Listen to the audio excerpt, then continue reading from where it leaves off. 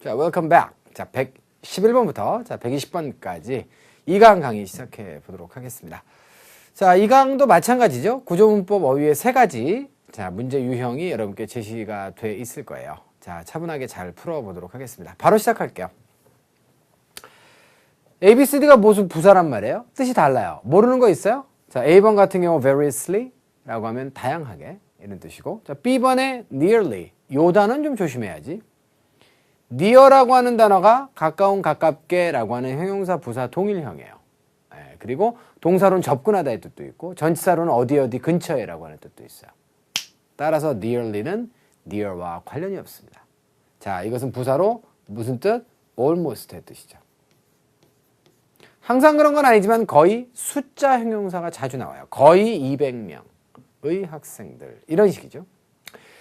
자, C번에 finally입니다. 훌륭하게, openly 공개적으로 이런 뜻이 되겠죠. 자, 부사 어휘 문제입니다. 집어넣으세요. 미첼이라고 하는 사람이 distracted 됐습니다. 자, attract가 끌어들이다인데, 자, distract는 반대 개념이겠죠. 그렇죠? 자, 그래서 산만하게 하다의 뜻입니다. 자, 그래서 미첼이 어떻게 됐어요? 굉장히 정신이 없어졌단 말이야. 산만해졌단 말이야. 야, 미첼이 산만해졌으면 굉장히 커졌겠네요. 뭐 에베레스트 산만해졌을까요? 자, by 이하에 의해서 이렇게 되는 것이죠. 셀폰에 의해서 그렇습니다. 그러니까 셀폰 때문에 굉장히 정신이 없었어. 그래서 어떻게 됐습니까? 치였단 말이야. 자, run over. 자, run도 자동사고, run이 자동사고, run도가 아니고, 자, run이 자동사고, over가 전치사죠. 그런데 요거는 두 개를 묶어서 하나의 타동사라고 봐요. 자, 자동차 따위가 주어가 돼서 자동차가 사람이나 동물 따위를 치다의 뜻입니다. 그것이 수동이 되었으니 미첼이라고 하는 사람이 치였다 이런 뜻이 되겠죠. 그런데 적절한 부사는 뭐가 좋아요? 거의 치였다 이렇게 보는 게 맞겠죠. 자, 됐습니다. 뭐에 의해서? 바로 자, 버스에 의해서, 지나가는 버스에 의해서 거의 칠 뻔했다 이런 의미가 성립돼야 맞다는 말이에요. 그래서 정답은 B번입니다. 자, 이 문제는 정답을 정함과 동시에 해석도 동시에 하게 되었네요. 그러면서 필요한 어휘도 설명하게 됐으니까 따로 자, 추가적인 해석은 하지 않겠습니다. 자, 뒷부분만 해보죠. 언제였어요? 바로 길로, 자, 그냥 길에서 걷고 있었습니다. 뭐 없이? without looking. 그러니까 주변을 살펴보는 것 없이 자, 길 안으로 걸어 들어갔을 때 지나가는 버스에 의해서 거의 칠 뻔했다. 이렇게 되는 문장이에요. 자, 111번 여기서 끝내려고 하는데 괜찮겠습니까? 오케이. 112번 가겠습니다. 자, 112번 같은 경우에는 ABCD가 품사가 달라요. 방금 전 문제와는 다르죠. 이 문제는 주술 수 있단 말이에요. 품사가 다르면 자, 바로 to라고 하는 전치사 다음에 명사가 나와 있어. 그럼 그 앞에 뭐가 나와야 돼?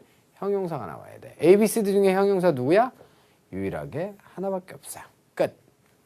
그래서 정답은 일단 A번으로 정해놓고 자, 그 다음에 이제 해석을 해보도록 하겠습니다.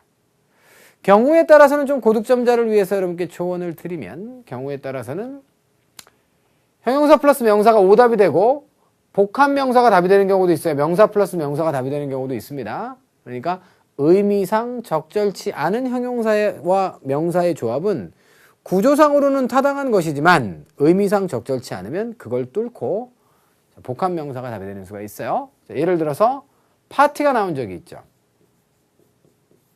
선택지 중에는 retired와 retirement가 나온 적이 있습니다. retired가 형용사로서 정답이 돼야 되는 게 맞지만 내용이 안 맞아요. 은퇴당한 파티란 말이야. 파티를 은퇴시켰나? 그래서 파티가 은퇴당했어? 말도 안 되죠. 그래서 은퇴 파티는 retirement party가 정답이었단 말이에요. 이런 식의 문제가 출제될 수 있기 때문에 무조건 형용사가 답이다 라고 하시면 안 되고 반드시 내용 성립이 되는지를 점검해보고 지나가라. 저는 이렇게 권장합니다. 학생들께. 됐습니까? 오케이. 그래서 간단하게 내용을 여기까지만이라도 점검하세요. 시험장에서는. 이해됐죠? 오케이. 크리스토퍼 요구받았어요.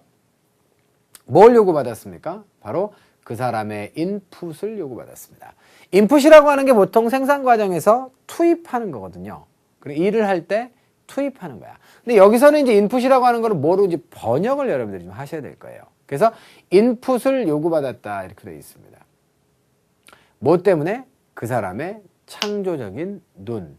여기서 눈은 안목이라고 번역하죠. 창조적 안목 때문에 자, 그 사람이 좀 인풋을 좀 할 것을 요구받았단 말이에요. 이해되셨습니까? 오케이. 그래서 창조적 안목이라고 하는 것이 타당하기 때문에 A번 정답 확정하고요. 그 다음으로 가시면 언제 그랬어요? 바로 클라이언트가 불평했을 때 이렇게 번역합니다. as는 굉장히 뜻이 많은 접속사다. 여기서는 when으로 보겠습니다.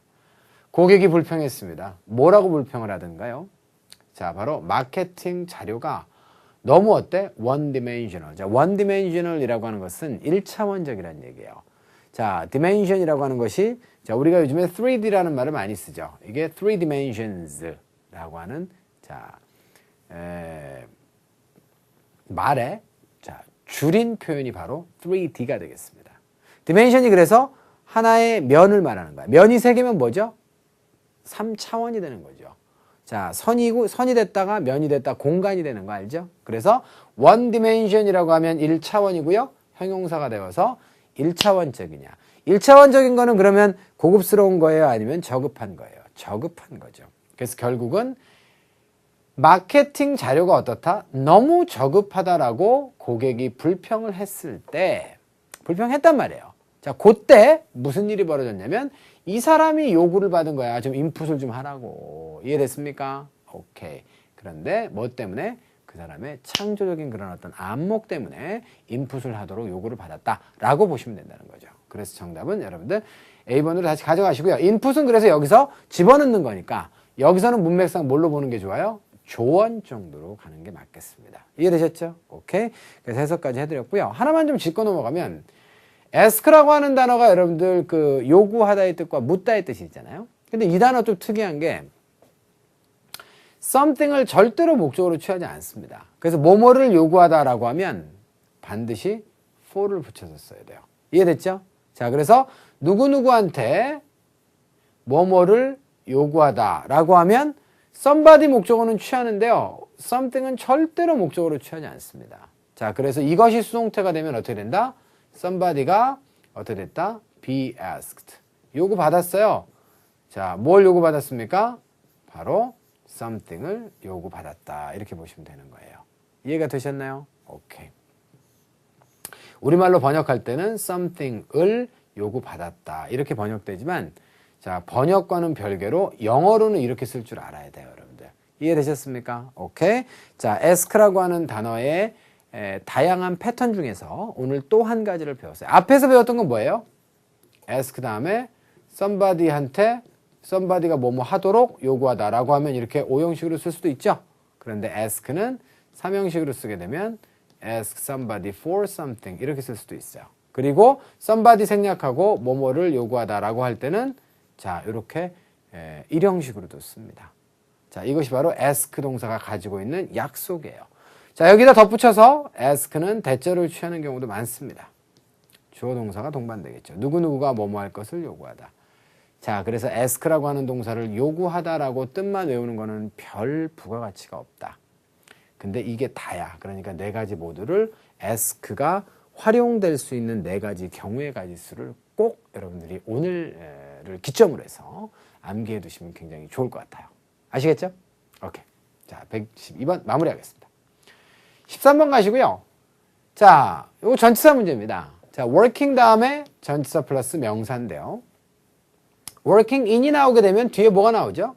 보통 부서 따위가 잘 나와요. working in the marketing department. 이렇게 얘기하면 마케팅 부서에서 일하다가 되겠습니다. as가 나오게 되면 뒤에 뭐가 나오죠? 자, 자격이 나옵니다. 그래서 보통 마케팅 디렉터 이렇게 얘기하면 마케팅 디렉터로서 일한다 이렇게 되는 거예요. 그 다음에 work 다음에 for가 나오게 되면 사람이 많이 나오죠. 회사도 잘 나와요. 어떤 회사나 사람을 위해서 일하다 이렇게 되는 것이죠. 자, outside도 쓸 수 있겠죠. 장소가 나오겠죠. 그래서 어디 바깥에서 일하다. 그래서 자, 예를 들자면 working outside the office 이렇게 얘기하면 외근하다라고 하는 표현이 될 수 있습니다. 그런데 뒤에 주어진 게 바로 누구예요? 보스죠. 여기에 있는 전치사들은 사실은 전부 다 working 이하에서 의미 성립이 될 수 있는 전치사들입니다. 자, 그래서 내용을 따져보고 답을 쓰셔야 돼요. 그래서 이 사람을 위해서 일하다가 돼야 되기 때문에 for가 오는 것이고요. 이 사람과 함께 일하다면 with도 사실은 정답이 될 수 있어요. 근데 with는 없잖아요. 선택지 중에. 그러니까 답은 D로 정하시면 됩니다. 이해됐습니까? 오케이. 해석하고 마무리하죠. Kathy has really enjoyed. Kathy가 정말로 즐겼어요. 뭐를요? 바로 보스를 위해서 일하는 것을 정말 즐겼는데요. 자, Matthews와 sorry. 자, 요거는 이제 동격이네요. 그래서 그 보스가 누구예요? 바로 Matthews가 되겠습니다. 자, 그리고 자, fields 앞에 주어가 없는 걸로 봐서 공통 주어 생략된 녀석은 누구다? Kathy가 중복생 생략됐다. 자, 그 사람하고 일하는 걸 즐겨 왔어요. 그래서 뭐라고 느끼죠? 바로 슬프게 느낍니다. 자, 뭐 때문에? 바로 그 사람이 자, 몇 주 후에 은퇴할 것이기 때문에 그렇습니다. 참고로 감정을 나타내는 형용사 다음에 because 대신에 because를 써도 되는데 잘 안 써요. because를. 그 자리에는 that을 굉장히 많이 씁니다. 그래서 sad 혹은 뭐 surprised, sorry, happy, glad 이런 단어들 다음에 that이 오게 되면 pleased, 그죠? 뭐뭐 때문에 기쁘다 이런 뜻입니다. 여기서는 sad니까 뭐뭐 때문에 슬프다 이렇게 번역하시면 되겠어요. 이해가 되셨죠? 오케이. 자, 그래서 113번까지 마무리를 짓도록 하겠습니다. 자, 114번 갑니다. 114번 같은 경우에는 어때요? She's not sure. 하고 A, B, C, D가 모두가 다 의문사로 시작했으니까 뒤에는 뭐가 와야 된다? 철이 와야 된다. 이건 기정사실이에요. 자, 그런데 이제 재밌는 것은 be sure는 be 플러스 형용사지만 하나의 무슨 취급한다? 타동사 취급하지. 그래서 얼마든지 목적어절을 취할 수 있어요. 뭐뭐를 확신하다라고 해서 의문사로 시작하는 절은 죄다 다 명사절이 될 수 있습니다. 그 명사절 안에 의문사를 고르라는 거야. 품사 같아 달라? 이게 이제 또 문제가 되겠네. 근데 이건 매달 수업을 한 2, 3개월 연속으로 했으니까 이번 달은 좀 쉽시다. 자, 그래서 의문사의 품사를 여러분들이 아시면 바로 what과 which와 whom은 뭐다? 바로 명사다. 그리고 where는 뭐다? 부사다. 그런데 뒤에는 뭐가 없다? 바로 select 이하의 목적어가 없다. 따라서 여기는 지금 목적어 자리에 있었던 단어를 몰라서 의문사로 앞으로 끄집어냈다. 따라서 부사가 안 되니까 D번을 지우자. 이런 얘기입니다. 자, 그러면 이제 사람이 나오면 whom이 답이고 사물이면 which 아니면 what이 답일 텐데 그러면 여기에는 사람이 들어가는 게 좋을까? 사물이 들어가는 게 좋을까? 해석을 해보셔야겠어요. Audrey라고 하는 사람이 가지고 있죠? 뭐를요? 선택권을 가지고 있는데요. 무엇의 선택권이에요? 바로 Business Administration, 경영학입니다. 그 다음에 Information System이에요. 자, 그래서 이것은 경영정보학 정도로 보시면 되겠네요. 그러니까 MIS라고 하죠, 우리가. 그래서 Management Information Systems 이렇게 해서 경영정보라고 얘기합니다. 자, 경영학 혹은 자, 경영정보학 이 둘 중에 하나를 전공할 수 있는 그런 초이스를 가지고 있는데요. 그녀는 확신하지 못하고 있습니다. 자, 그녀가 결국 어떤 걸 선택할지를 확신 못한다는 얘기예요. 그래서 사람이 나와야 될 자리가 아니기 때문에 whom 지우고요. what과 which의 차이는 뭐라 그랬죠, 여러분들? 선택의 폭에 제한이 있으면 자, 몇 개 중에 어느 것이라고 했고요. 폭에 제한이 없으면 무엇이라고 했습니다. 예를 들자면 대뜸 어떤 사람한테 이렇게 물어봅니다. 오늘 어느 거 드실래요? 그럼 상대방이 뭐라고 할까요? 뭐랑 뭐 중에서 어떤 걸 먹는 거예요? 이렇게 물어보겠죠. 예를 들어서 오늘 저녁 뭐 드실래요? 이게 맞는 거예요. 그런데 여기 지금 그 중국집에 지금 주문할 거거든요. 짜장면하고 짬뽕 중에서 어느 거 드실래요? 바로 그거예요. 여기는 지금 경영학과 자, 그 다음에 경영정보학 두 개가 초이스가 있기 때문에 그 중에서 어느 것을 선택할지를 모르겠다기 때문에 자, 여기는 지금 which를 여러분들 답으로 쓰시는 것이 맞겠습니다. 제 말 무슨 말인지 여러분들 이해되셨죠? 오케이, 됐습니다. 자, 그럼 115번 가보도록 하겠습니다. 자, 저희 담당 PD님은요, 중국집에 가면, 제가 지금 5년, 6년째 지금 만나는데, 항상 볶음밥입니다. 한 번도 여태까지 볶음밥 말고 다른 거를 저분이 드셔본 거를 저는 본 적이 없습니다. 볶음밥 말고 뭐 먹어봤어요? 뭐 간짜장도 먹고. 저는 한 번도 본 적이 없습니다. 얼마 전에도 차이나타운 촬영 갔다가 간짜장 시켜 먹었습니다. 그래요? 저랑 있을 때는 하여튼 여태까지 정말 100% 볶음밥이었습니다. 볶음밥맨입니다. 자, 115번 가겠습니다, 여러분들. 자, 115번이고요. 115번의 ABCD의 선택지가 품사가 어때요? 그렇죠? 자, like는 동사일 수도 있고 전치사일 수도 있고 접속사일 수도 있어요. 자, but은 접속사고 y는 당연히 의문사입니다. 의문사는 항상 뭐와? 절과 결합되고 y가 부사기 때문에 그것도 완전한 절, 불완전한 절? 완전한 절과 결합돼야 되고 이 전체 덩어리는 뭐? 명사절 역할을 해야 되고 아니면 앞에 선행사를 이유로 두고 있으면 형용사절이 될 수도 있고 근데 어쨌거나 저쨌거나 뒤에는 완전한 절이 와야 된다는 거야.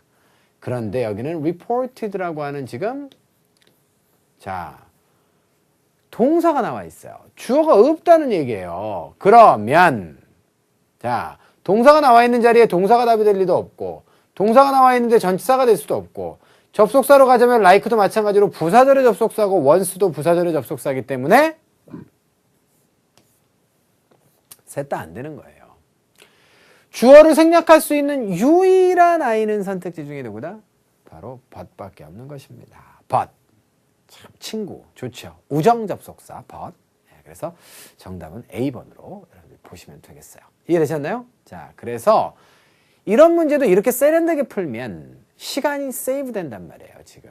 요거 구조 보니까 앞에 문장이고 뒤에 문장인데 동사부터 나와 있고 주어가 없네? 이거 완전한 절 나와야 되니까 무조건 안 되고 once나 like는 접속사로 쓰일 수는 있는데 부사절의 접속사이기 때문에 주어를 생략하는 건 택도 없는 얘기구나. 그럼 유일하게 등위 접속사에서 중복 주어를 생략하고 동사부터 시작됐구나. 이게 논리란 말이에요. 이해되셨나요? 오케이. 자, 갑시다. 주얼리 디자인즈라고 하는 다 대문자니까. 자, 주얼리 디자인 업체가 회사인데요. 어떤 회사예요? 자, fledgling이라고 하는 단어가 나와 있는데요. 자, fledgling이라고 하는 단어는 원래 명사로 쓰면 새끼 새 있죠. young bird의 개념이에요. 그런데 형용사로 쓰이게 되면 신생의 갓 태어난이라는 뜻입니다. 그러니까 신생 회사인데요. 하지만 어떻습니까? 하지만 놀랍게도 이 업체가 그러니까 요 주어가 공통되는 주어가 생략됐다는 거예요. 여기 지금 등위 접속사는 앞뒤에 중복되는 요소들을 생략할 수 있다는 사실을 꼭 기억하셔야 돼요. 자, 뭘 보고했습니까? 바로 자 이윤, 커다란 이윤을 보고했어요. 자, for the first year in businesses가 되겠습니다. 사업 시작한 첫 해 말이죠. 첫 해 동안에 커다란 이익을 보고했다. 이렇게 되어 있습니다. 자, 여기까지 해서 여러분들 115번까지 마무리를 지어보도록 합니다. 어떠셨어요? 이제 15문제를 끝냈는데 재밌었죠? 그쵸?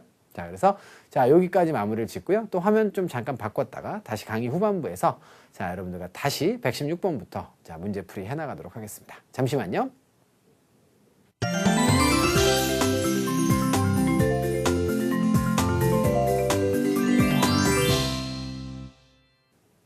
자, 이 강의 후반부 강의 다시 시작하도록 하겠습니다. 116번부터 120번까지고요. 자, 논리는 뭐 동일합니다. 자, 이번에는 어떤 문제가 나왔을까요? 16번부터 가봅시다. 품사가 서로 달라요. 요 중에서 이제 조심해야 될 아이가 요 녀석은 형용사도 되고 동사도 됩니다. 자, 동사로는 치우다라고 하는 뜻이고요. 자, 형용사로 쓰게 되면 명확한이라고 하는 뜻이에요. 그래서 이제 명확하게 하다, 문맥 따위, 의미 따위를 명확하게 하다라고 할 때는 clarify가 되는 것이고, 자, 그 다음에 뭔가를 치우고 깨끗하게 정리하고 청소할 때 우리가 clear the table. 그럼 테이블을 치우다라고 하는 그런 의미가 되는 것이에요. 이해되셨죠? 그 정도까지. 자, 근데 여기는 뭐가 나왔으면 좋겠어요? be 플러스 형용사가 나왔으니까 문장은 주어, 동사, 보호까지 완전하네요. 자, 그러면 이 자리에 뭐가 나왔으면 좋겠습니까? 뒤쪽에 지금 동사 원형이 나와 있네. to 플러스 동사 원형이 나왔다는 얘기는 사이에 수식하는 어구밖에 못 들어간다는 거예요. 그래서 성급하게 to 다음에 동사 원형 써야지 A. 이런 학생들을 틀렸을 거라고. 자, 그래서 to와 동사 원형 사이에 얼마든지 수식어구가 들어갈 수 있다는 사실도 여러분들이 기억하셔야 될 겁니다. 그래서 정답은 B번이에요. 쉽죠? 자, 답 찾았으니까 이제 해석 한번 해볼까요? 주어로 제시되어 있는 하워드라고 하는 사람이 아주 주의 깊었단 말이에요. 조심했단 말이에요. 자, 뭐 하는데 조심을 했습니까? 바로 진술하고 말하는데 굉장히 조심했단 말이에요. 근데 어떻게? 명확하게 진술하는 데 있어서 조심했다고요. 자, 무엇을 명확하게 진술하는 것입니까? 예상과 기대가 되겠습니다. 자, 그러면 그 뒤에는 또, 자, 문장이 나와 있으니까 뭔가 접속사가 생략된 거겠죠? hold 이하의 목적어가 없으니까, 자, 목적어가 누구야? expectations가 공통 목적어예요. 그래서 그 사람이 어떤 기대를 갖다가 가지고 있는 건데 그 기대가 공통이 되니까 생략되고 그 사람이 가지고 있는 기대가 되겠습니다. 자, 뭐에 대해서? 그들의 직원들에 대해서 그가 가지고 있는 기대가 있어. 근데 뭐와 관련해서? 여기도 전치사입니다. 안전과 관련해서. 근데 그 안전이 어디에서의 안전이에요? 바로 직장 안전이 되겠습니다. 그래서 작업장에서의 안전과 관련해서 직원들에게 기대하는 것들이 있는데 그가 가지고 있는 직원들에 대한 그 기대를 명확하게 진술하는 데 있어서 상당히 조심스러웠다라고 하는 그런 내용이 되는 겁니다. 이해가 되셨습니까? 오케이. 자, 116번도 마무리 지을 거예요. 7번 갈까요? 117번입니다. 117번 같은 경우에는 딱 보니까 뭐예요? 궁금해요? 궁금하면 700원인데? 자, ing가 지금 4개 연속으로 와 있고 뜻이 다 달라요. 자, 이것은 당연히 어휘 문제가 되겠죠. 여러분들 이 4가지 어휘는 뜻을 다 아십니까? 그죠? 네. 알아야 어떻게 뭘 해먹죠. 어휘 문제 같은 경우에는 실제로 3개를 알고 하나를 모르면 도전해 보세요. 그런데 2개를 뜻을 알고 2개를 모르면 넘어가시고 나중에 여러분들 해결하시는 것이 좋겠습니다. 왜? 신나게 본문 해석을 다 했는데 뭐 답이 없어. 그럼 2개 중에 하나를 찍어야 되잖아요, 결국은. 이런 사태가 올 수 있기 때문에 선택지 보고 2개 모르면 넘어가는 거야. 알겠죠? 오케이. 자, 여기서는 deliberate가 나왔는데 deliberate라고 하는 것은 원래 형용사로 쓰게 되면 고의의, 일부러 하는 그런 뜻입니다. 의도적인 그런 뜻이에요. 그렇기 때문에 동사로 쓰이게 되면 의도적으로 고의로 뭔가를 한다는 얘기는 뭡니까? 골똘히 생각한다는 거예요. 그 결과로서 의도적으로 뭘 한다는 얘기거든. 그러니까 형용사로 자, 의도적인, 자, 동사로는 곰곰이 생각하다의 뜻이 있습니다. 자, 두 번째 리딩은 당연히 리드는 이끌다의 뜻이 있죠. fastening이라고 하는 것은 단단하게 조이다의 뜻에 지금 ing가 나온 겁니다. 그 다음에 relieving이라고 하는 것은 조심하시죠. 이 단어가 제일 어렵네. 요 4개 중에. somebody를 목적으로 취했을 때는 구출하다, 구원하다, 구조하다의 뜻입니다. 그런데 something을 목적으로 취하게 되면 뭔가를 경감, 완화시키다의 그런 뜻이 있어요. 알겠죠? 그래서 자, relieve the pain 이렇게 얘기하면 고통을 완화시키다의 뜻이 되는 거죠. 자, 그럼 덤벼보세요. 대문자네. 자, A to Z라고 하는 것은 처음부터 끝까지라고 하는 의미가 되겠죠. 처음부터 끝까지를 다 알고 있는 컴퓨터 전문가들, 이게 업체 이름이야. 이 업체가 유명하다? 알려져 있는데 뭐 때문에 알려져 있을까? 컴퓨터 서비스 인더스트리를 어떻게 했어? 자, 요거 동명사네, 여기. 그죠? 자, 어떻게 해요? 이끌어요. 어디에서? 바로 뉴욕, 알바니 라고 하는 그 지역에서 컴퓨터 서비스 업계를 갖다가 어떻게 리딩하고 있기 때문에 리딩하고 있는 것으로 상당히 유명한 그런 회사다. 이렇게 보시면 좋겠어요. 그래서 인도하고 이끌다의 개념으로 가는 것이 문맥상 가장 적절하기 때문에 정답은 B번이 되겠습니다. 자, 이해가 되셨나요? 정답은 B번이지만 D번도 굉장히 중요한 동사이기 때문에 별표 드리고요. 이거는 A번도 상당히 중요한 동사입니다. 잘 알아두시기를 바라요. 자, 그리고요. be known 다음에는요. 사실 for만 나오는 건 아니고 누구누구에게 잘 알려져 있다라고 하면 be known to somebody도 잘 나와요. 그 다음에 뭐뭐로서 알려져 있다라고 해서 자격의 명사가 나오게 되면 be known as도 나올 수 있고요.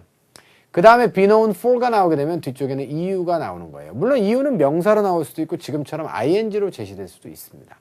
자, 그래서 나중에는 시험 문제가 변형되면 be known 다음에 요 전치사를 찾아라 라고 해서 자, for냐, to냐, as냐를 찾으라는 문제가 나올 수도 있으니까 무조건 be known for 해서 for에다가 답 쓰시면 틀릴 수 있다라는 사실도 기억했으면 좋겠습니다. 자, 118번이 여기까지 할게요. 9번 갈까요? 8번 갈까요? 와, 길다. 그러나 답은 간단합니다.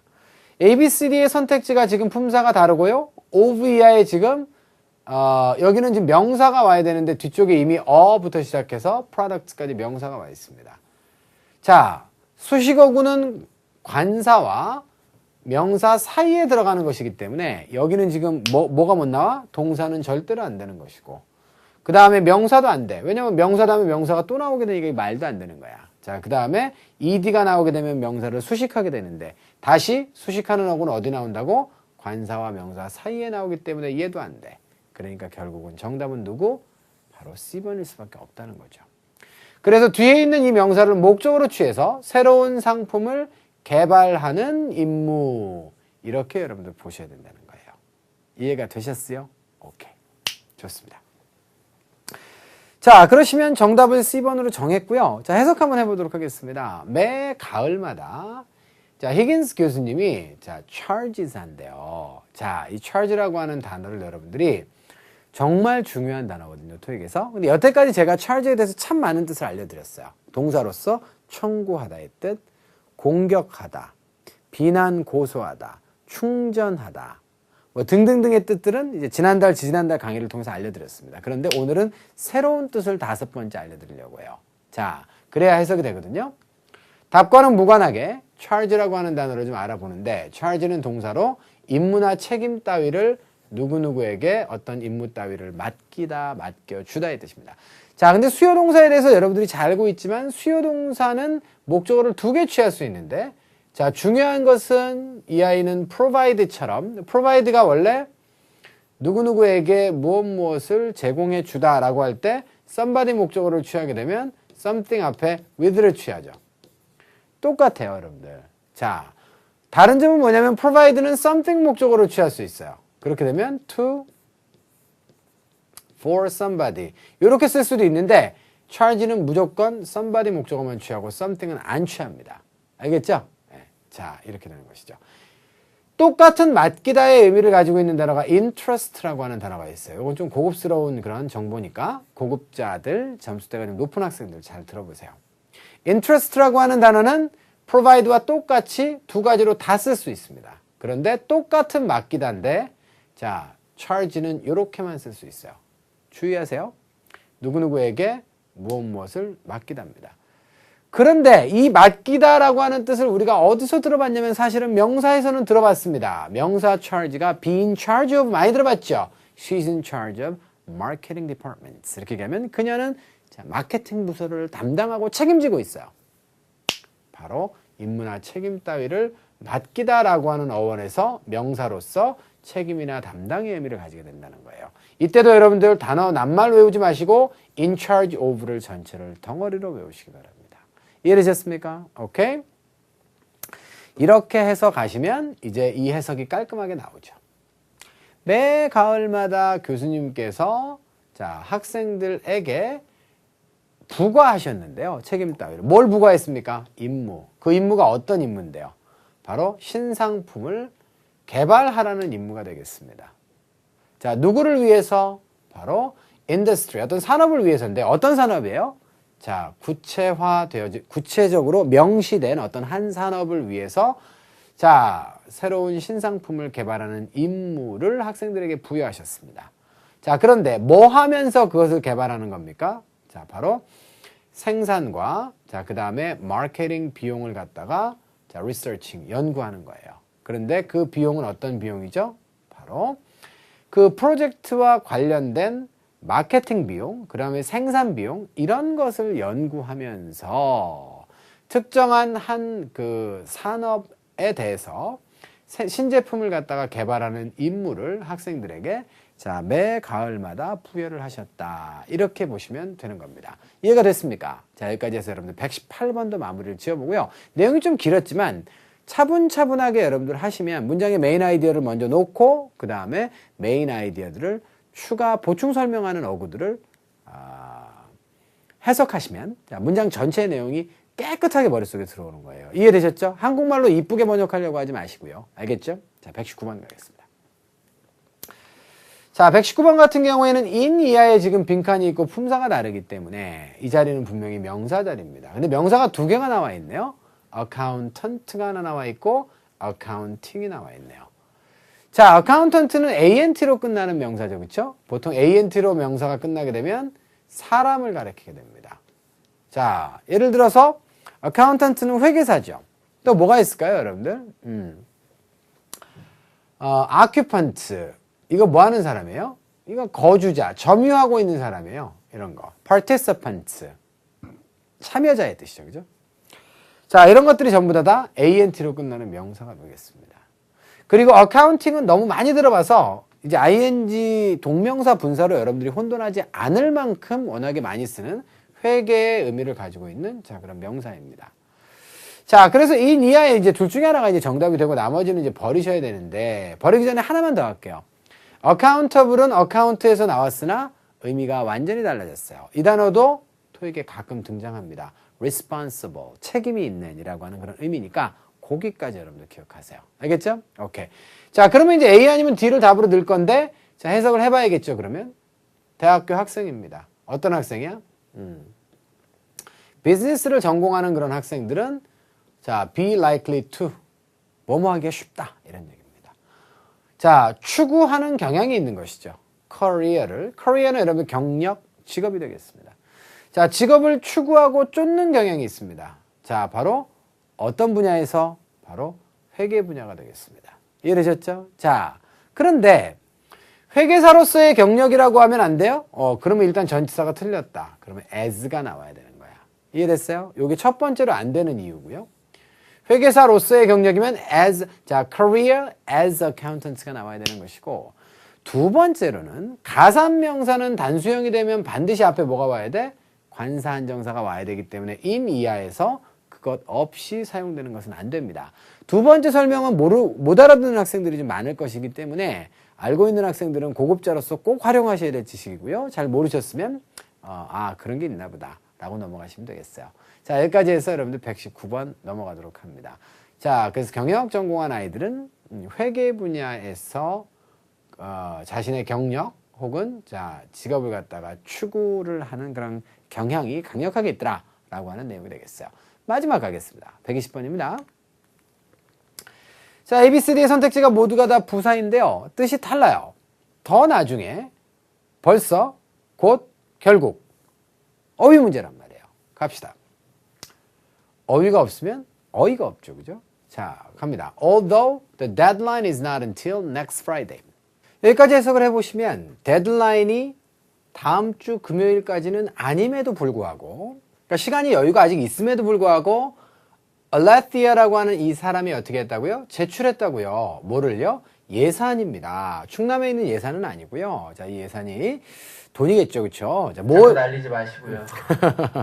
무엇을 위한 돈일까요? 바로 그 디파트먼트의 예산입니다. 그러니까 부서의 예산을 제출했어.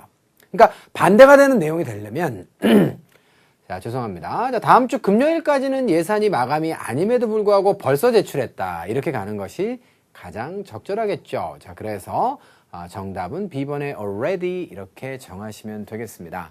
자, 여기까지 할게요. 여기까지 해서 두 번째 강 강의가 이제 마무리가 됐거든요. 자, 그래서 한 강 안에서 토익에 등장하는 모든 정보가 다 나올 수는 없겠지만 자, 그래도 토익에 자주 나오는 정보들이 중간중간 요소마다 숨어져 있어요. 그래서 이 5강의 강의를 통해서 모든 걸 다 커버할 수는 없지만 여러 달 누적된 강의가 있잖아요. 저희가 지금 한 3년, 2008년부터 저희가 시작했으니까 뭐 8, 9, 10, 11, 12 야, 지금 5년치 자료가 지금 있어요. 이 안에는 사실은 토익에 등장하는 리딩에 5, 6의 모든 것이 다 들었다라고 해도 과언이 아닙니다. 여러분들 이 강의뿐만 아니라 다른 강의들도 그렇게 참고해 보시면 되겠어요. 자, 두 번째 강의는 여기서 마무리를 짓고요. 자, 세 번째 강에서 여러분들과 다시 한번 만나 뵙도록 하겠습니다. 수고하셨습니다.